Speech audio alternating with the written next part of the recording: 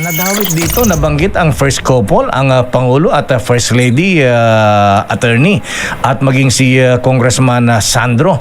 Yung bang sinasabi ng mga Marines na nag-deliver sila, sino ba ang aktual na tumanggap ng pera? Attorney Baligod, sir. Doon sa Ilocos, ang tumanggap ay si Sandro mismo. Wow. At pagkatapos ng ilang oras, sumunod si first couple, no? At nag-usap sila doon, nag-overnight pa sila doon. At nagkaroon pa sila ng mga litrato, no? So hindi ako nagdududa na talagang pumunta sila sa Ilocos, nag-deliver. Kasi doon sa eroplano, ay kinuhanan pa ng litrato yung mga maleta. Wow. May picture ba sila sa mag-asawa? Merong picture kay Sandro, merong picture kay BBM. Mga ka-update, eto na nga ho ang hinihintay ho nating resibo. Kung akala nyo ay kwentong barbero lang ang maleta na alam nyo na sinasabi nilantad ni Kong Saldico, pues mag-isip-isip ho kayo ulit dahil ang mismong si Attorney Levy, mga ka-update, nagsalita ho siya sa isang exclusive interview. Kung hindi ho natin kilala itong si Attorney Levy, mga ka-update, siya ho yung kahapon na nagsalita kasama ho yung mga alam nyo na yung mga Marine. Hindi lang daw ho ito sabi-sabi ang mga ka-update kasi mismong mga first family yung first family dyan sa Malacanang, meron ho silang litrato na di umano'y tumatanggap ng mali-maleta. Ano ito? Pasalubong o pagnanakaw? Kaya naman mga ka-update, itong si Sandro Marcos, si Charis ng House of the Representatives at yung literal na first family mga ngagba, ang dami na ho nilang kailangang ipaliwanag. Si Attorney Baligod, mga ka-update, is putting his reputation on the line here. Kapag ang isang dekalibreng abogado ang nagsasabing may litrato, hindi ho yan gawa-gawa lamang. Bakit kailangang may maleta? Bakit hindi dumaan sa bangko? Bakit tila under the table ang galawan habang ang mga Pilipinong nagkakandara pa sa taas ng bilihin? May mga opisyal palang busy sa paghakot ho ng mali-malitang punong-puno ng milyones, bilyon-bilyon ho yung pinag-uusapan dito mga ka-update. Hindi ho barya o kakaunting pera lamang. Diba? At heto pa nga ho yung nakakainit ng ulo mga ka-update. Ang 18 ex-Marine na tumatayo para sa katotohanan, ngayon ho ay sila pa ang binabaliktad at sinisiraan sa mainstream media. Tinatawag silang kung ano-ano para lang silaan ang kanilang kredibilidad. Bakit? Dahil ba takot sila sa mga sasabihin ng mga Marines, mga ka-update? O isa pa mga ka-update na itong mga sundalo nag-verify na sa mga dokumento ni Kong Saldico, tapos na ho ang maliligayang araw ng mga hinayupak na magnanakaw na first family at yung anak niya hong si Charis ng House of the Representatives. Huwag na hula tayong lokohin. Ang mainstream media ay pilit ho nilang pinagtatakpan ang katotohanan, pero ang boses ni Attorney Levy, mga ka-update, at ng mga Marines, hindi ho nila mapapatahimik yan. Ito pa mga ka-update, itong si Senator Amy, tama naman ho na kailangan tumbukin ng mastermind sa flood control. Pero ang tanong, kaya mo bang ituro ang sarili mong pamilya kung sila ang nasa litrato o kung sila ang dinadawit? Kaya mo bang harapin si Attorney Levy Baligod sa Senado? Sen Amy? Kaya kayo mga ka-update, naniniwala ba kayong ilalabas ang mga litratong ito? Hahayaan lang ba natin na sirain ang dangal ng ating mga ex-Marines? Kaya mga ka-update, i-share nyo ho itong video na ito nang makarating dyan sa mga magnanakaw sa gobyerno at makita ho ng ating mga kababayan na pilit pa rin naniniwala na babangon muli ang Pilipinas. Kaya mga update, kung bago lang ho kayo sa ating channel, isang like, isang share, isang subscribe lamang ho, malaking tulong. Ngayon nakikita naman ho natin mga ka-update na sa Abante News, ayan, PH Navy, 4 sa 18 nagpakilalang aid ni Saldico, hindi Marines. Diyan pa lamang mga ka-update, makikita na natin na yung mainstream media, literal ho na pinagtatakpan ang kabalbalan ng gobyerno, mga magnanakaw diyan sa administrasyon. Kaya mga update, rekta na ho tayo dito kay Attorney Levy at wala na ho tayong paligoy-ligoy pa. Good morning po. Good morning sa ating mga kababayan. Good morning, very worshipful. Ayan, good morning Kuyang Sir. Ayan, pero Attorney Levy, yung mga Marines ba, kayo ba ay saan ba sasama sa rally mamaya? Magra-rally rin ba kayo? Sasama ba kayo sa protesta? Ako po, hindi. Kaya nga ako nagpapahinga. Ginising ako ni Malo. At saka yung mga dating sundalo po ay hindi sasama sa any political or partisan activity. Mhm. Ayan na. Naku, Attorney Levy, okay. I-clarify ko lang, Please. dahil nabasa ko yung official statement ng Armed Forces of the Philippines. Doon sa 18 po na pumirma ng affidavit, 16 po doon ang dating mga Marines. Nakalagay din doon na yung dalawa ay sa Army, no? Rangers. Hindi naman namin sinasabi sa kanilang affidavit na lahat sila ay Marines. Malinaw doon. Dalawa ay sa Army connected dati. At doon sa 16 na Marines na sinasabi ng Philippine Navy ngayon, meron daw doon discharged honorably. Totoo po na merong isa doon na discharged honorably. At banggitin ko lang briefly kung bakit siya Sige po. na-discharge dishonorably. Bakit, sir? Na-assign po sila naging membro po siya ng Philippine UN contingent. No? Oh. Doon sa United Nations camp, inutusan siya ng kanyang opisyal na magdala ng pagkain doon sa quarters ng opisyal. Oh. At dahil siya ang nagmamando sa mess, yung kusina, kumbaga, Oo. ay nagdala siya ng pagkain doon sa quarters ng opisyal niya. Paglabas niya doon sa isang barricade, ay pinahinto siya ng gwardya at in-inspect ang sasakyan niya at pagbukas ay may mga pagkain doon sa sasakyan niya. At dahil dyan ay tinanggal siya. Ala. Hindi siya prinotektahan ng kanyang opisyal. At pagdating dito sa Pilipinas, nagkaroon ng pagdidinig sa kanyang kaso, ay una sinabihan siyang tanggapin mo na lang na i-demote ka para walang masabi yung iba. Oh. Ang kinalaunan ay dinismiss siya dishonorably. Oh, kawawa naman. Sino ito, attorney? Ano Ngayon, pangalan? sino yung dishonorable? Yung sundalo o yung opisyal niya na hindi man lang gumalaw para protektahan at sabihin na siya ang nagpakuha ng pagkain?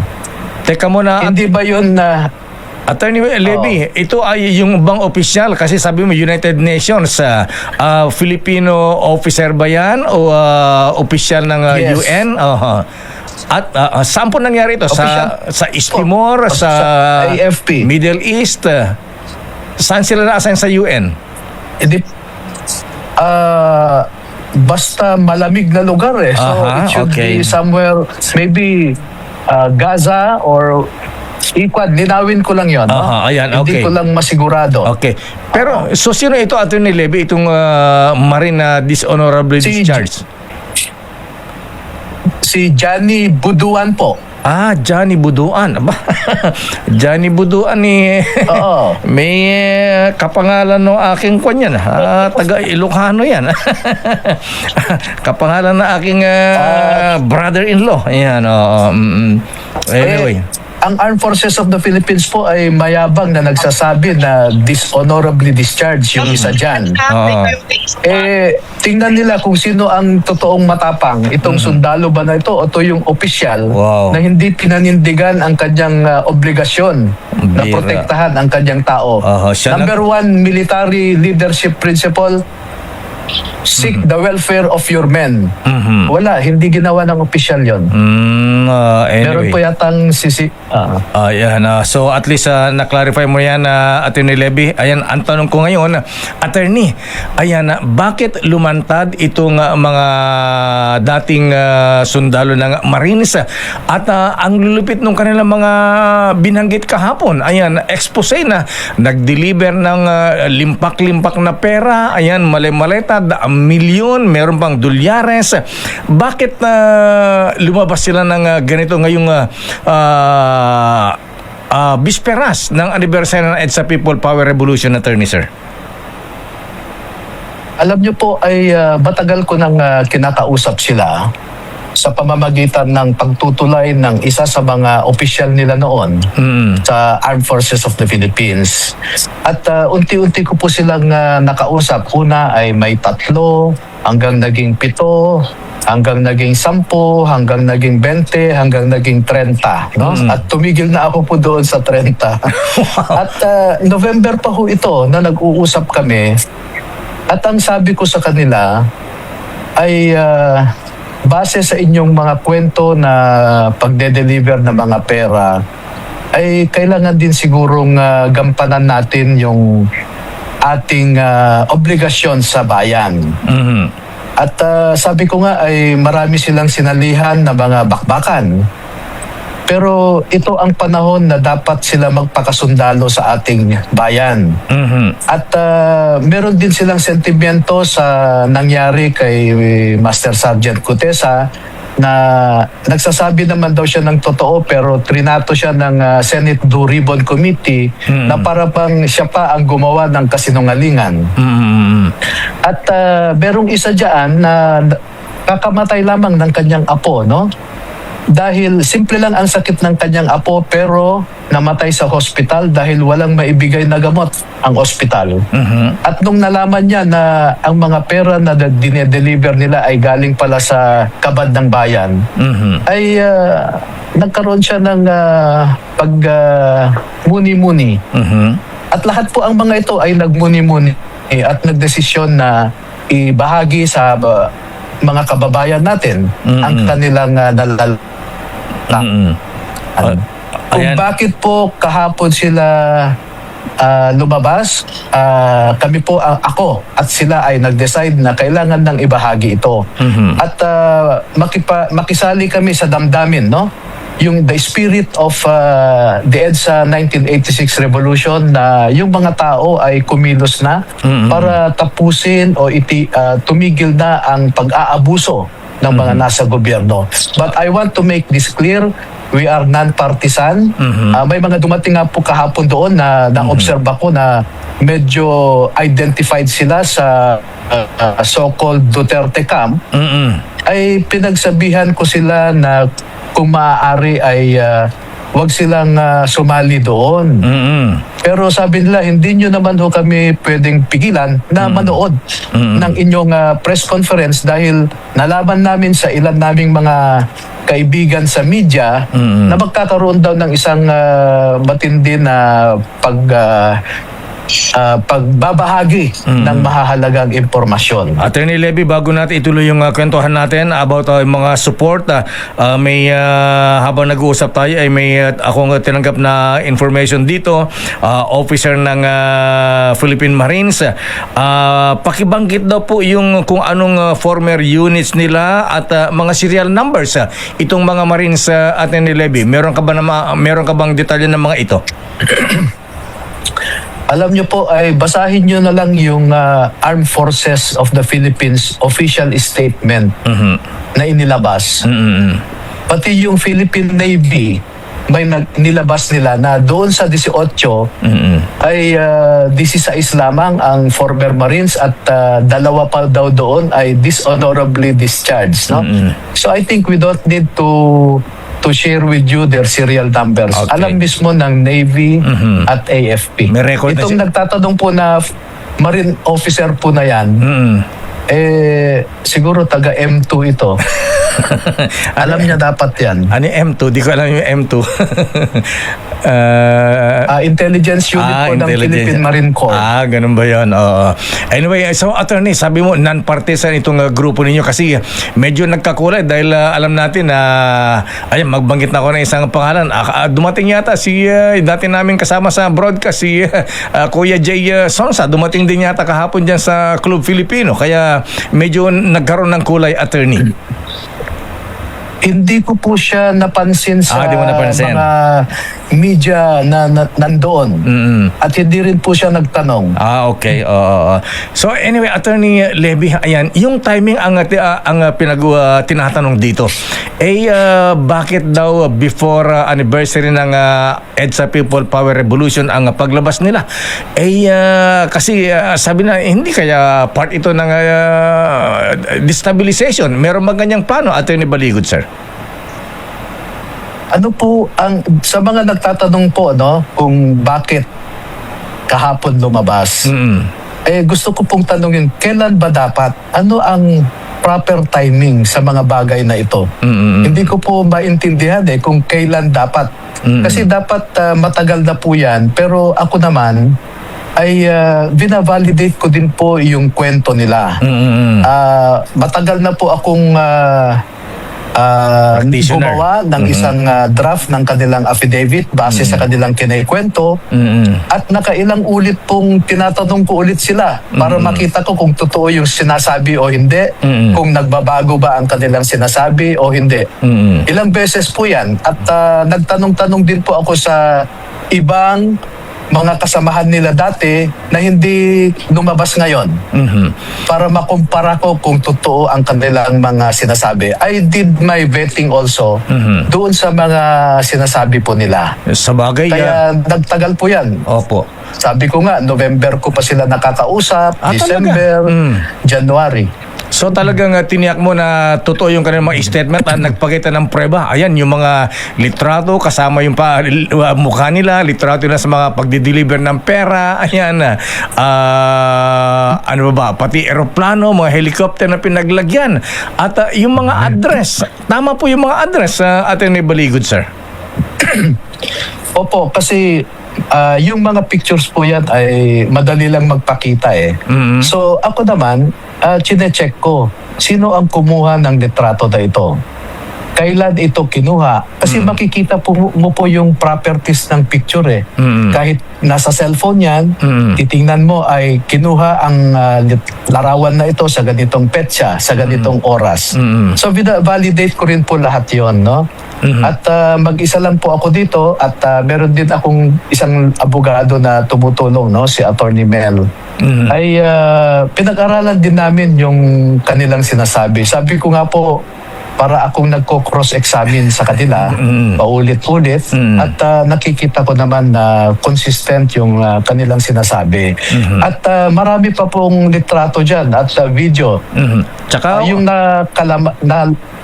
Opo. tsaka wala namang pagtatanggi na sila ay nagtrabaho kay dating Congressman Saldico, hindi po ba? Opo, at nagkaroon din po ako ng excuse me. Nagkaroon ako ng pagkakataon na meron isa akong kakilala na kaibigan pala ni Saldico. At sabi ko, nakakausap mo ba si Saldico? At sabi niya, oo. Pwede mo bang tawagan? O sige, i-text ko at iset ko na magtawagan kami, sabi niya. At nakinig ako sa kanilang conversation. Ang una, sabi ko ay, pwede mo bang sabihin kay Saldico na sa mga taong ito ay ibigay niya yung kanilang last month salary, yung kanilang 13-month pay at saka termination pay. At alam ni Saldico kung sino ang mga ito. At sabi niya, nandyan naman yung mga opisyal nila dati na mga tauhan ko rin, naaalagaan naman sila, sabi niya. Hindi tinanggi ni Saldico na tauhan niya ang mga ito. Ayan. Hindi rin sinabi ni Saldico na hindi niya binayaran sila or something.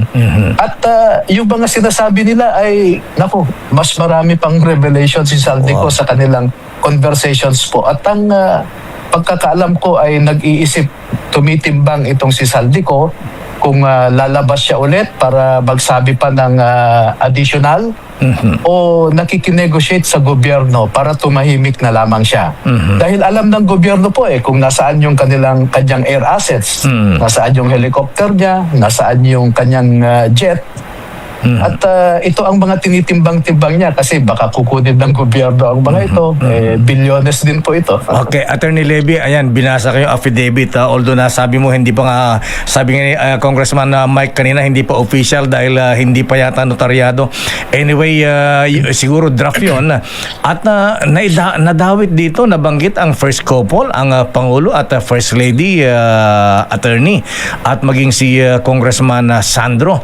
Yung bang sinasabi ng mga Marines na nag-deliver sila, sino ba ang aktual na tumanggap ng pera? Attorney Baligod, sir. Doon sa Ilocos, ang tumanggap ay si Sandro mismo. Wow. At pagkatapos ng ilang oras, sumunod si first couple, no? At nag-usap sila doon, nag-overnight pa sila doon. At nagkaroon pa sila ng mga litrato, no?